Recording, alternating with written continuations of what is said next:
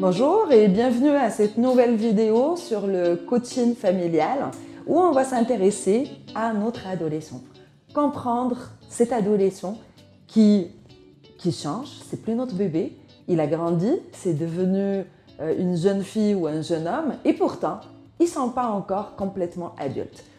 Pourquoi les relations, elles sont si compliquées avec l'adolescent? Ce qu'il faut comprendre, c'est pendant l'adolescence, il y a plusieurs transformations qui vont arriver. La première des choses, c'est la transformation corporelle. D'un petit enfant à une petite fille, notre corps, il se change, il mute. Pour le garçon, sa voix, elle va changer, son corps va changer. Il y a aussi toutes les transformations qu'il peut y avoir, notamment avec des problèmes hormonaux sur l'acné. Donc pour la jeune fille, pareil, elle va sentir son corps se développer, grandir, devenir un corps de femme. Alors qu'il y a juste peut-être quelques mois, c'était encore une jeune fille.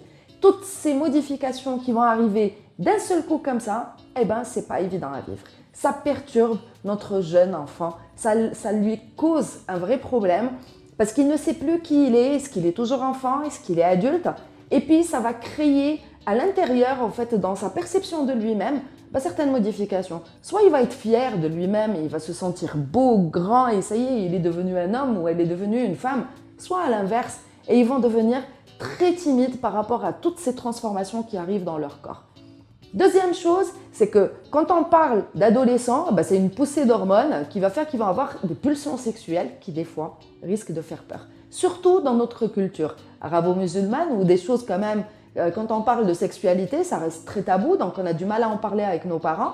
Ils ne savent pas ce qui se passe, les changements, les modifications. Pour le jeune fille, avoir les menstruations, c'est quelque chose de monstrueux. Et voilà, c'est le cas de le dire. Parce que vraiment, qu'est-ce qui m'arrive? Qu'est-ce qui arrive à mon corps? Est-ce que je vais mourir? Donc, ce sont autant de choses, autant de questions que se pose l'adolescent et qu'on doit lui amener la réponse. Troisième élément, un adolescent, c'est quelqu'un qui cherche quand même son identité. Qui suis-je dans ma famille, dans ma société, par rapport aux gens qui m'entourent? Comment je peux l'aider, moi, en étant maman ou papa ou même grand frère ou grande sœur? C'est de l'accompagner pour qu'il puisse trouver sa propre identité sans être toujours dans le besoin d'aller faire dans l'excès pour se différencier. Parce que c'est ça qui arrive et c'est ça qui choque souvent les parents.